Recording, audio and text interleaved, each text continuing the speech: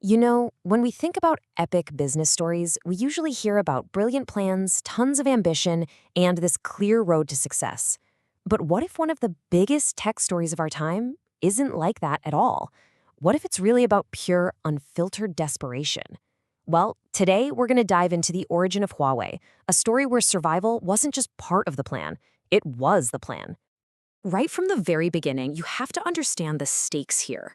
This was never just about selling phone equipment. For Huawei's founder, Ren Zhengfei, this was about national sovereignty.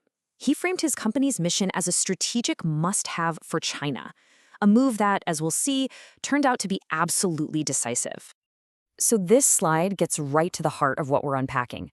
Just forget the myth of some perfectly executed master plan with deep pockets. The reality of how Huawei climbed to the top is a story of brutal, and I mean brutal, constraints. It's all about being forced into choices that, from the outside, looked totally irrational, but, well, they ultimately became the source of an incredible competitive advantage.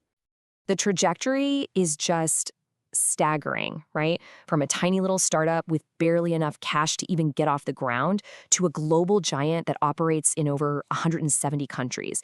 But to really get how this happened, we've got to look past the huge numbers and get inside the mindset that drove the whole thing. And that, of course, brings us to the founder, Ren Zhengfei.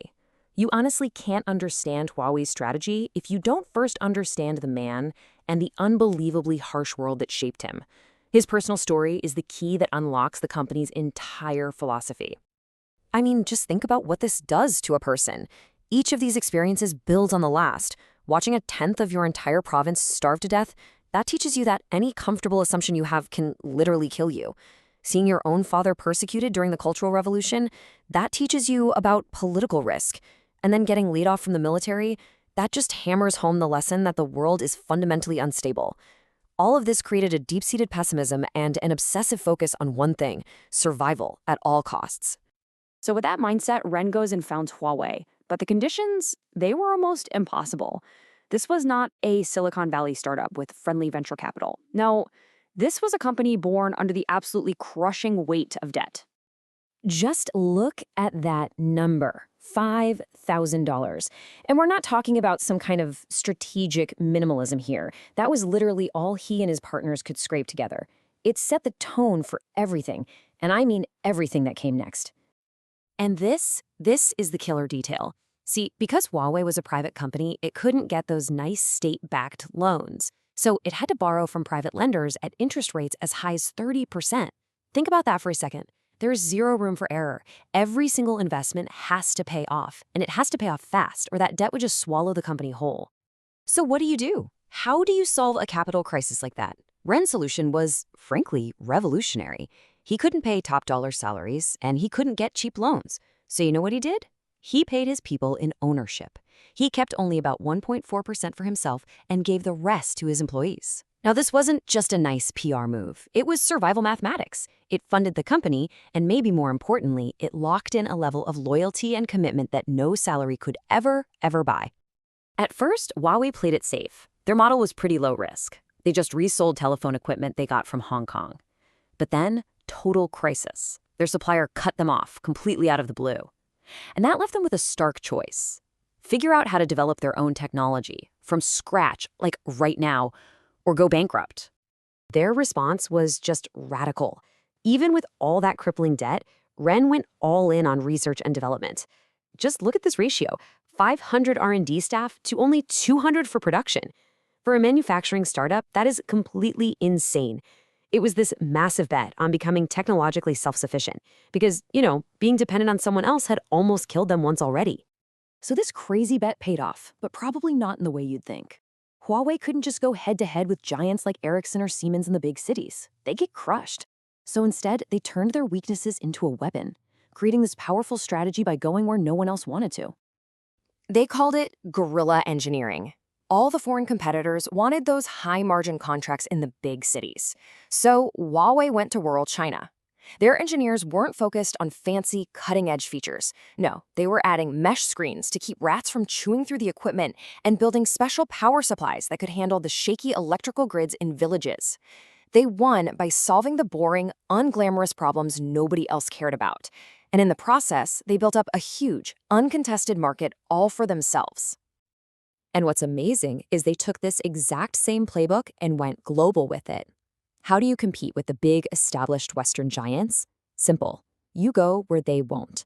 And that meant walking into active war zones and sanctioned countries, markets that were just way too difficult or way too risky for their competitors. I mean, the level of commitment this required was just extreme. When the Ebola outbreak hit Sierra Leone, Huawei staff stayed put. When the civil war blew up in Libya, the team literally split in two so they could keep the phone networks running on both sides of the conflict. This gung-ho, go-anywhere approach built them relationships and infrastructure in places no one else would even dare to touch. But technology and pure grit weren't going to be enough. The final piece of this whole puzzle was political.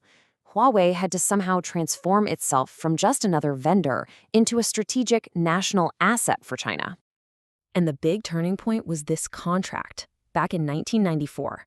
In terms of money, it was small, but symbolically, it was enormous.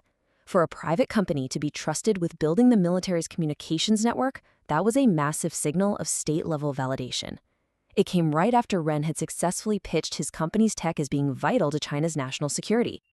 And sure enough, just 2 years later, it became official. Beijing started actively promoting Huawei as a national champion, which meant creating policies that directly favored them over foreign firms. That strategic alignment totally paid off, creating a kind of protective moat around the company that purely commercial competitors just couldn't cross.